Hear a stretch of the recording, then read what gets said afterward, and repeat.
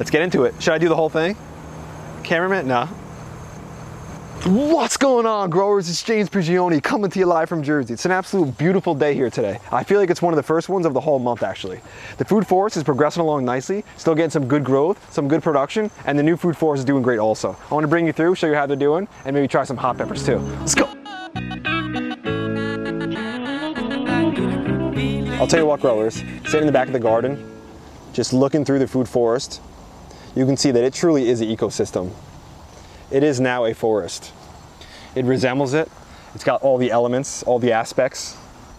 And as I just hang out underneath blackberries and pears, I got some Seckel pears right here getting close to ripening.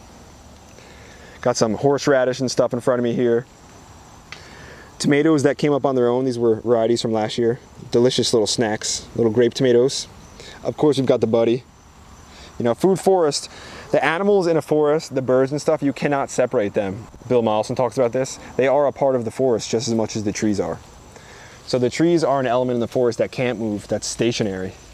But we need to move the seeds, the fertility to different areas of the forest. So one of the ways that that happens is through the animals. They can carry seeds in their droppings, and they can carry seeds on their fur, different kind of plants, seeds attached to the side of them. So they're actually the mobile element of the forest. This guy's our garden security, as you know that. He's always working hard out here. He eats his pay most of the time, but I'll tell you what, he gives more than he takes. There's some green beans also that came up on their own along the fence line here. Doing real well. Tuck found another cucumber. Still getting a good amount of those. And to be honest with you, I'm not eating that many right now. I've eaten so many cucumbers this year. We're juicing them and having drinks a lot. That living water, so good for you. And unlimited beans, basically as many as you could eat. Flowers are bringing more and more every day. And they're a delicious bean. The pole beans are just so productive, as you guys know. Bush beans are nice and easy to deal with because they stay small. But if you want the production, you got the space, you need pole beans up a trellis. That's what's gonna give you that extra heavy yield. And you can use, like we've got here, some pole beans growing nicely up a fruit tree. You don't want it strangling the tree too much, but this can be a beneficial connection here. A symbiosis where we've got this actual tree working more as a trellis than a growing tree because it's not producing any fruit this year. Beneficial connections, such an important word. You hear me talk about it often, but if we want stability, some people say that diversity breeds stability. That's not completely true. Just because you have a lot of different things in a section doesn't mean you're gonna get a good result. Because with beneficial connections, what we want, there's also connections that are unbeneficial. For instance, things that are not supporting each other. If you put in a black walnut tree, then that's got actually chemicals within the roots that are gonna suppress other things from growing around it. That's not gonna be something that's a good companion. Right here, we've got a cherry tree. As you can see, it's doing all right, but it's not excelling very well. And I think the reason for that is, as we look underneath here, we've got an unbeneficial connection of too many raspberries. A few raspberries growing around the base of a tree, that would be fine. But what we're looking at here is getting closer to the scenario of almost matting out the whole ground underneath it, similar to what grass does. If you have grass underneath all your fruit trees, it mats it up. You don't allow enough water and nutrition to get down to the roots of the trees, and that can actually negatively affect the tree. I think some of that might be happening here. We're gonna make sure we pull some of these raspberries and stay on top of them. Because yes, we love how many we have, that they're spreading everywhere, but honestly, too much of anything, again, isn't a good thing. It looks like he ended up taking a different one than we were looking at. Let me see what he's got. Tuck, you got a cucumber, boy? It's funny because there's so many cucumbers throughout the food forest where he just took them and dug them in sections. So I know we're just gonna be getting volunteer cucumbers everywhere because of this guy.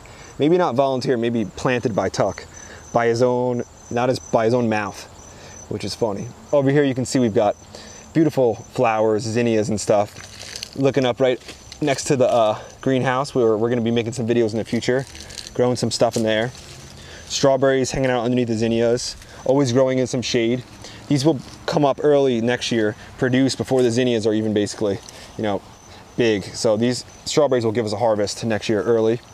And what do you call it, still doing good? The fig is doing well.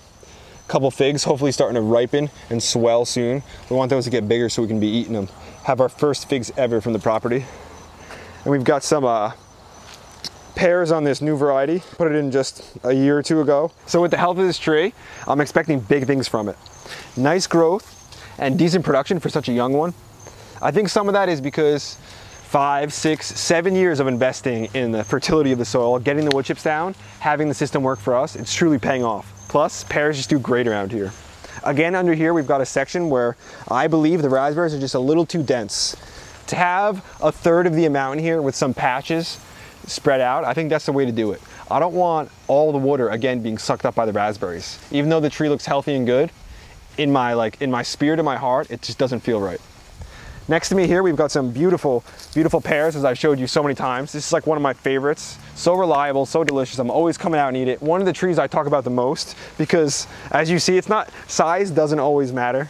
Getting a tree in the right spot, the right variety, sometimes that's all you need. Let me bring you over to a section where we're getting more beneficial connections. I've got some different kinds of plants under a tree, but these are helping to support the tree and also give production for us. Let me take you to this pear tree where we've got a number of things planted underneath it, but it's a better balance. It's better for everyone. It's more of a symbiotic relationship. Under here, as you can see, this beautiful pear tree, we've got a number of different things. First, we've got this borage here, which is gonna bring in some pollinators. It's a great herb for us. You can also eat the leaves. Also here, we've got a currant. And currants are a great one for understory, in my opinion, because they can grow in shade, they can produce in shade. Mixed in with the currant, we've got some strawberries as well. All these things, they don't have super dense, super deep roots, and they're also not really compacted. So I think this is a better scenario for underneath the fruit tree. Yeah, we could have some raspberries, but it's coming to the point, like I said, I just have too many. I've got to observe that, realize it, and then be willing to make a change. I'm getting some production from them, but I don't just want that many raspberries everywhere. I want a more balanced harvest. You can see here too, we've got some lemon balm that came up on its own. And everything here is working together, supporting the whole system, not taking away from one another. That's what we want. In my last video, I talked about sustainable, and someone mentioned in the comments how the funny thing about sustainable is you need someone there to keep it sustainable, which would kind of actually mean in a way that it's not sustainable. And I can understand what they're saying, and in a way I agree with that, but I also don't agree with it.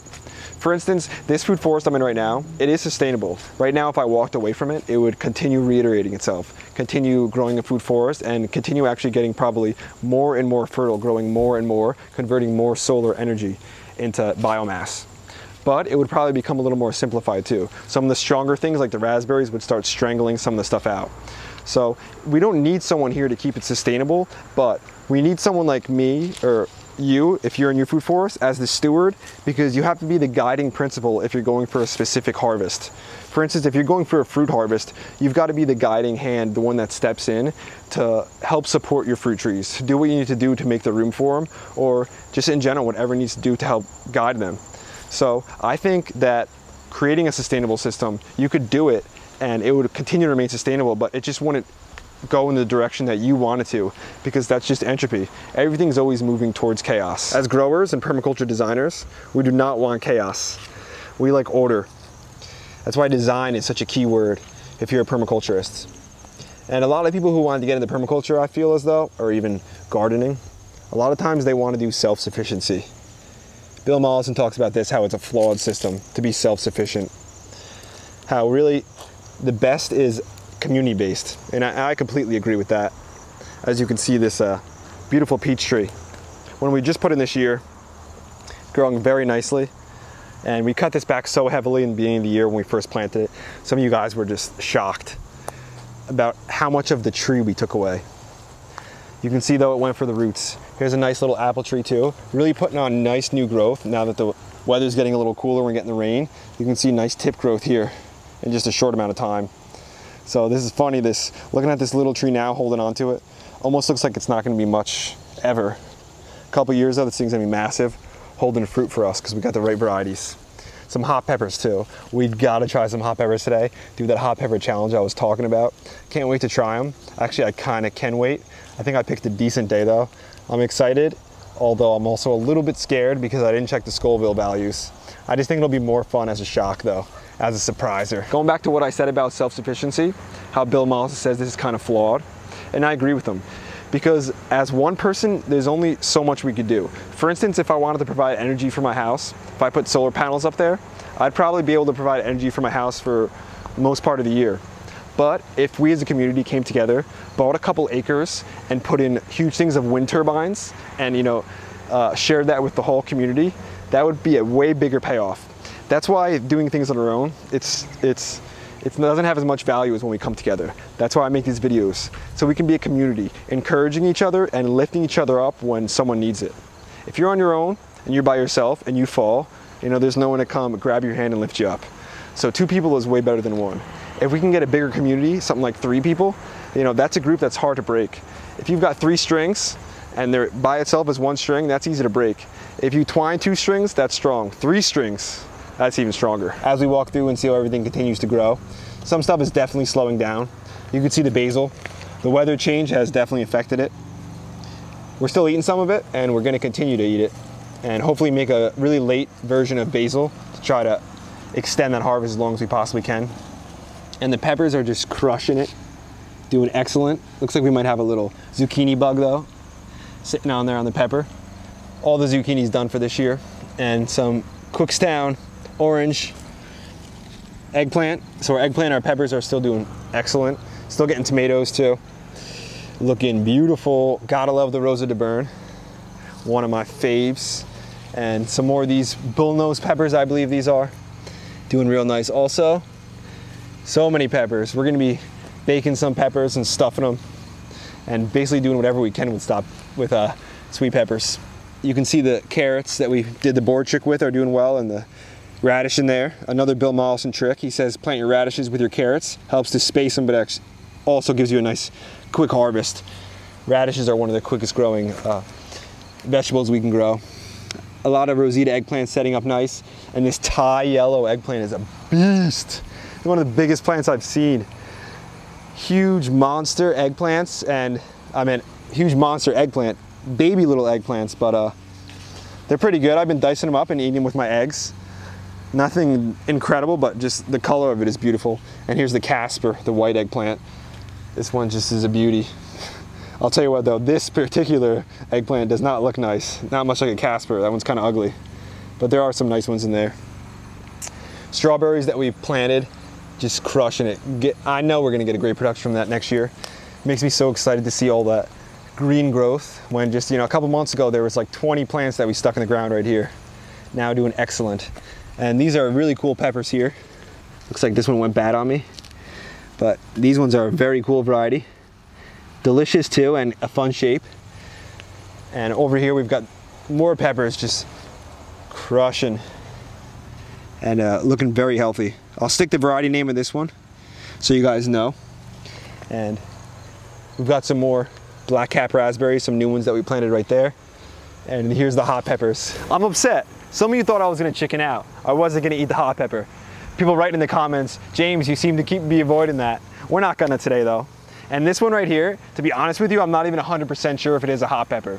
I ordered like 3 or 4 varieties this year and just planted them out. I think this is a hot one, so we're gonna harvest it. We'll find out together. As you can see though, beautiful, beautiful peppers. Look at this thing. Look at the color. You know, this might be the lipstick pepper, which isn't hot, but let's try it. Just pop that off. I'm a little scared, I'm not gonna lie. Let's actually try it though. Take a bite out of it. I'm not that good at eating hot things, but we'll do it. Big bite. So sweet, so good. Definitely a sweet pepper. Let me bring it over to the fish pepper though. I know that's a hot one. That's what I call the definition of anticlimactic. This one I know is hot though, so I don't even want to try this one. I'm gonna. You can see how many are on here. I haven't been eating that many. I've been avoiding it in a way because I want to eat it on camera first to get the first real taste. There's no way I'm gonna pop this whole thing in my mouth. I'll get a good sized bite though. You can see the color. It's super red, super ripe, and the plant is getting stressed out, which means it should be even hotter than it was. This is a fish pepper. I don't know how many Scovilles it is though. Let's get into it. Should I do the whole thing? Cameraman? No. Ooh. Ooh. Oh, dude. Bad idea. Bad. Oh. Oh. So many seeds.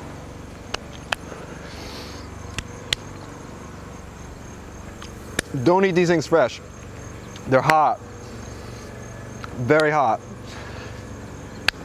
Let's keep going with the tour.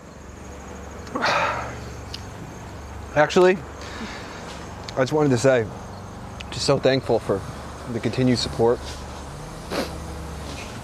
You know, guys, what you're doing here, nah, I'm just kidding. But thanks so much for watching, guys. This pepper is still burning, and I feel like it's just gonna continue to get hotter. Without a drink, not fun. I hope you enjoyed it, got a little bit of entertainment out of it. That's why we're here. We want you guys watching to get you growing and encourage you as much as we can.